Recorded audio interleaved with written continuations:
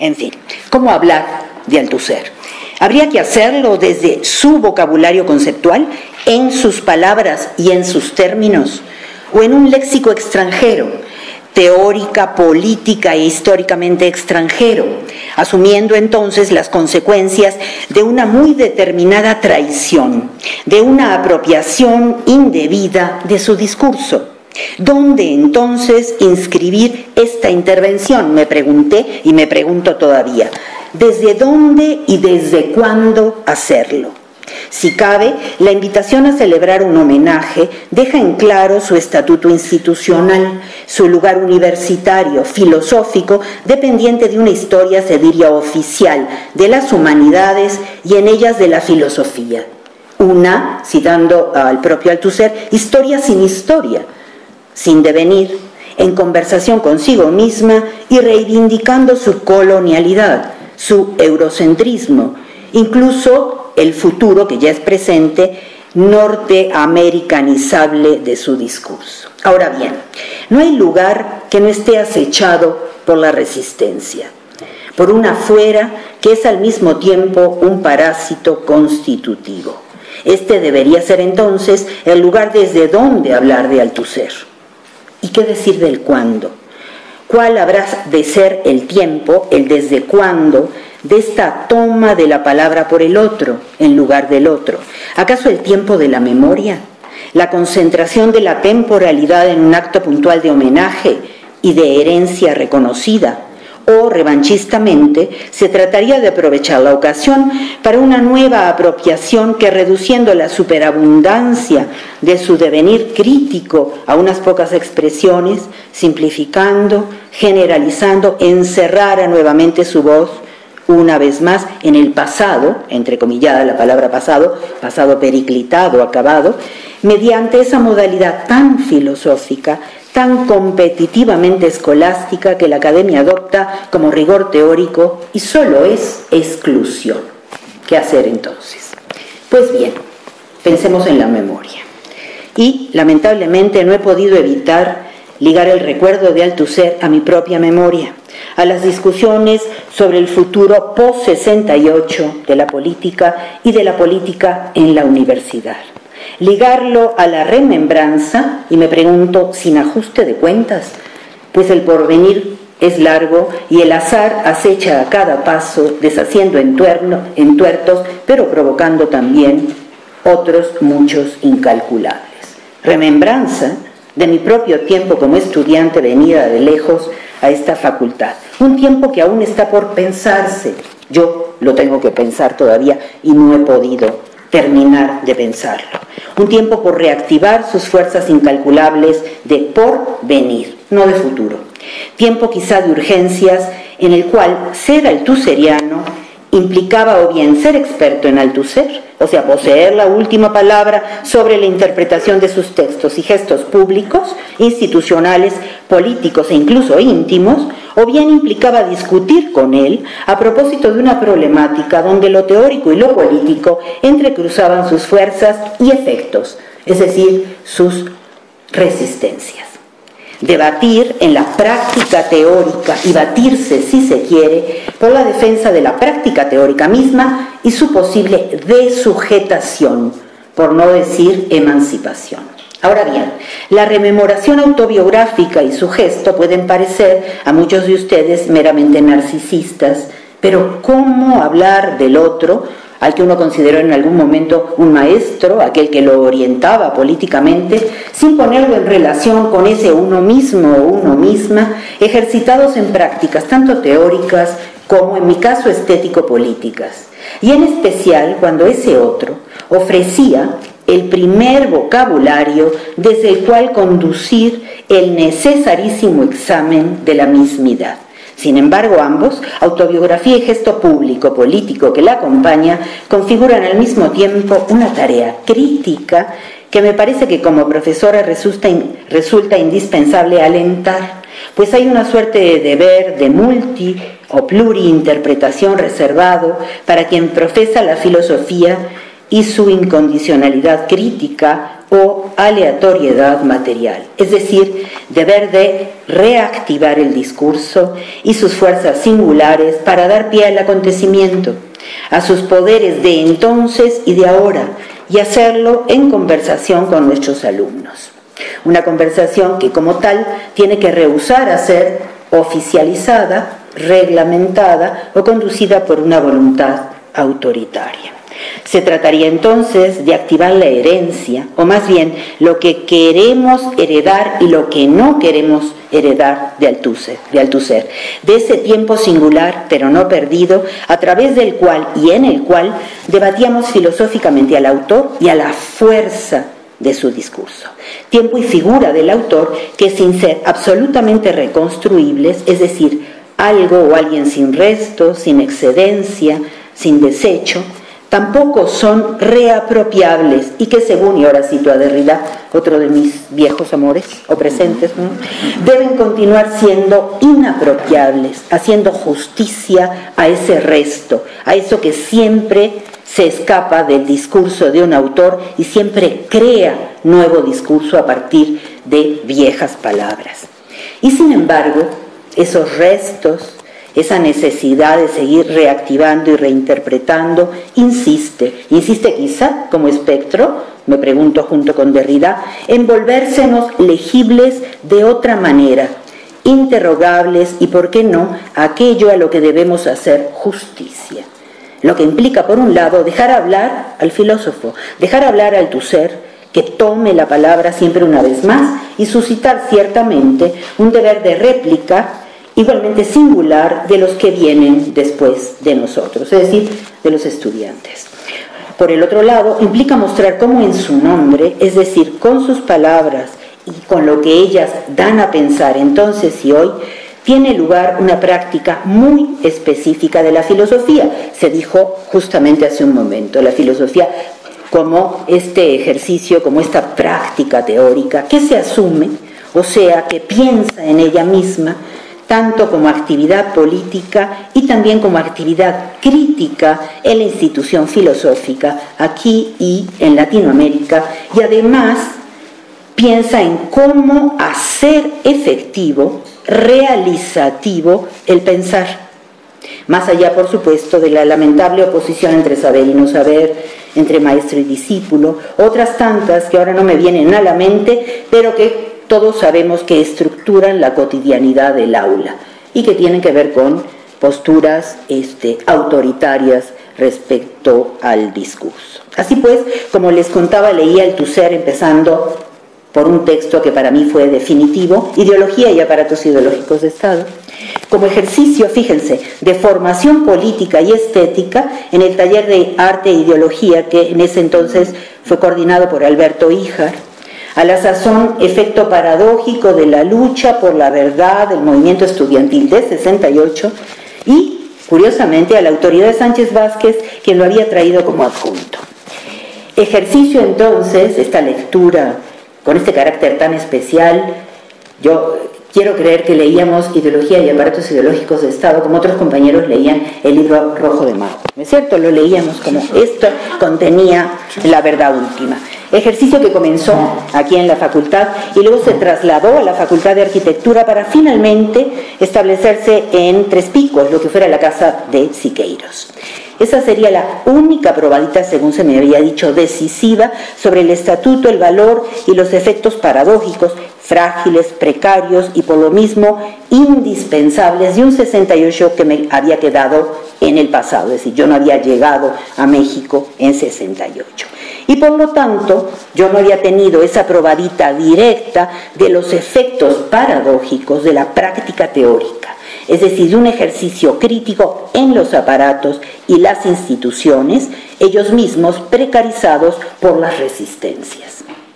Probadita de los efectos y fuerzas incalculables de lo colectivo y de lo individual. Y efectos que la misma noción de práctica teórica me había permitido, y nos había permitido a muchos, pensar, aunque todavía no recibían un nombre teórico adecuado. O sea, se hablaba de efectos que no respondían directamente a causas, puesto que se hablaba de efectos sobredeterminados, pero esta idea de que había efectos y que la práctica teórica no solo producía algo perfectamente calculado y calculable y que se producía como una mercancía más, sino que también daba lugar, permitía que tuvieran lugar otros efectos incalculables y por lo tanto aleatorios, y que lo aleatorio y lo azaroso de la historia nos interesaba de la misma manera que aquello producido directamente, como si se hubiera producido casi en una empresa. En la genealogía de mi memoria ubico entonces ese acontecimiento colectivo interdisciplinario, obviamente setentero, de práctica de la crítica y de la crítica como práctica política de la desujetación y la formación, lo que entonces se llamaba formación política, que algunos llevaban a cabo en la fábrica, otros en el campo y otros, en mi caso, en la universidad. Formación política y también, en mi caso, formación estética, pues incorporaba esa sabiduría althuseriana como saber político de los cuerpos, no reducido a contenidos, sino a formas de relación con los otros, formas críticas de relación con los otros, y ello de una manera muy particular. Voy a recordar un poco lo que escribió Derrida a la muerte de Althusser. Hablaba de esa figura desmesurada de Althusser que nos enseñaría, y aquí lo cito directamente, el gran teatro de la tragedia política, cierro las comillas, que Althusser vivió y que sin duda, a nuestra manera, no hemos dejado de interrogar, algunas veces de manera melancólica, como destino o condena de la tarea crítica cuando la rodea aquel presente o el nuestro, cada vez más lejanos de la emancipación. Pero la tragedia no excluye a la crítica, por el contrario, la libera de cualquier fundamento ahistórico. Hoy las urgencias que reclaman reflexión ponen a prueba un deber de crítica, un deber de réplica, de interrogación sin coartada, pero sobre todo de toma de la palabra. Y en un sentido muy determinado o sobredeterminado, esta toma de la palabra tiene lugar a partir de palabras, dicho sin ánimo de hacer un retruécano. A partir, es decir, simple emergencia aleatoria y contingente, de un vocabulario crítico que la práctica althusseriana de lectura, pues lo que siento que primero nos enseñó Althusser fue a leer con mucho cuidado a los autores y por supuesto en primer lugar a Marx y en segundo lugar a Lenin, o si quieren al revés, primero a Lenin, después a Marx. Él nos enseñó a leer y cómo leer filosofía. Por lo tanto, a partir de esa práctica althusseriana de lectura, se podía activar, echar a andar un vocabulario crítico que él nos propuso, que afinó, que pulió y al cual integró palabras clave para el ejercicio del asunto filosófico.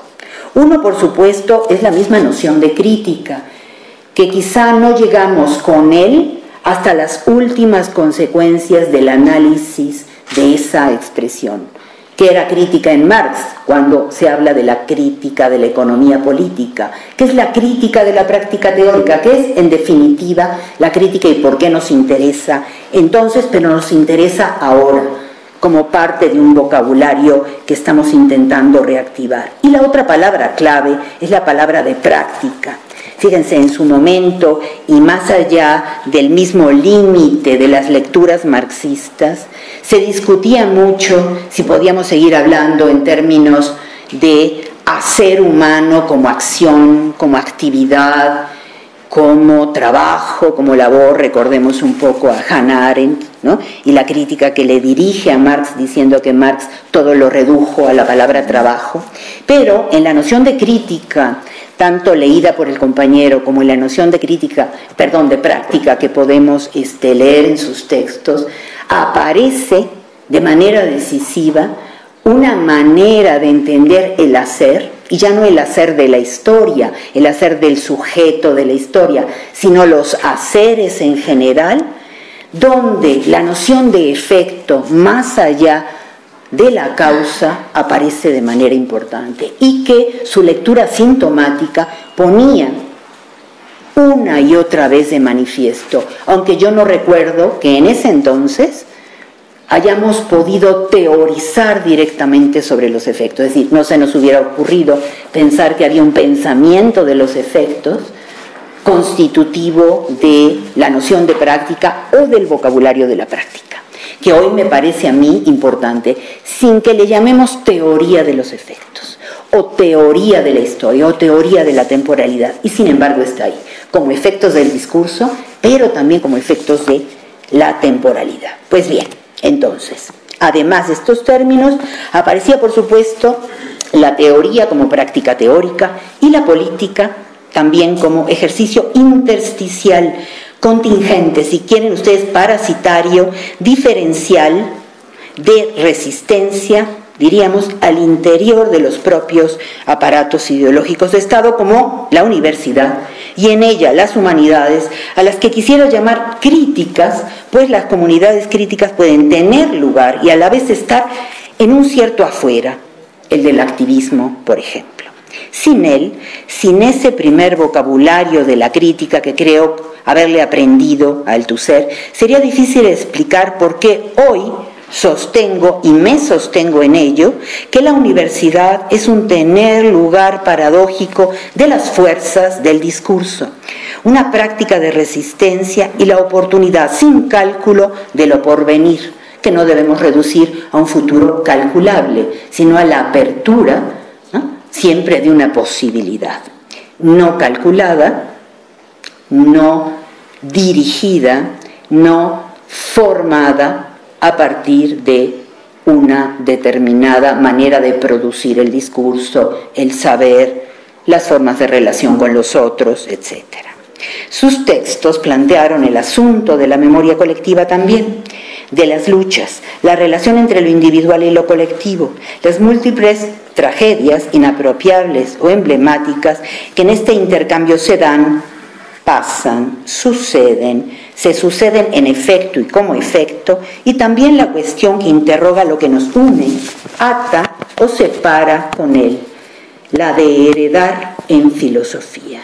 Es decir, la respuesta a la pregunta, si es que hay una respuesta, ¿cómo heredamos su filosofía en la filosofía hoy?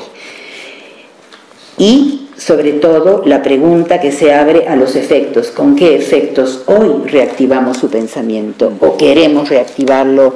Y queremos leerlo, por más que hagamos memoria, siempre con una cierta distancia respecto a ese pasado. No por los olvidos que son propios de la memoria, sino porque hoy las urgencias y las necesidades teórico-políticas son otras. Y hemos aprendido a consultar su texto, si es que lo seguimos leyendo, y a consultar el recuerdo de ese vocabulario crítico que nos dio de otra manera. Produciendo acontecimientos, hoy, a partir de ese vocabulario, espero que se pueda hacer, que desatan, pienso un poco en este término, esta traducción al español, o cómo fue traducido aquel texto donde se alegraba y declaraba por fin la crisis del marxismo. En lugar de atarnos a un precursor, es decir, desatar en su vocabulario, con su vocabulario, y heredando y distanciándonos de su vocabulario, con el fin de no atarnos a un precursor, a un maestro en el sentido de aquel que debemos rezarle cada día, sino aquel al que le debemos un vocabulario crítico, y le debemos, justamente por eso, como maestro, seguir extendiendo ese vocabulario crítico y no reducirlo únicamente a sus categorías, a sus conceptos, sino seguir pensando a partir de él, a través de él, y a veces en contra de él, lo cual no quiere decir apropiarnos de la manera más negativa, como decía Derrida, de su figura o de su voz. Él se planteó los efectos de manera muy específica. Pensaba hablar y poner el ejemplo de un texto que escribió, que lleva por título en español Lectura de Rousseau, donde señala varios efectos, hace una lectura sintomática. No me voy a meter por ahí. Falta únicamente decir esto.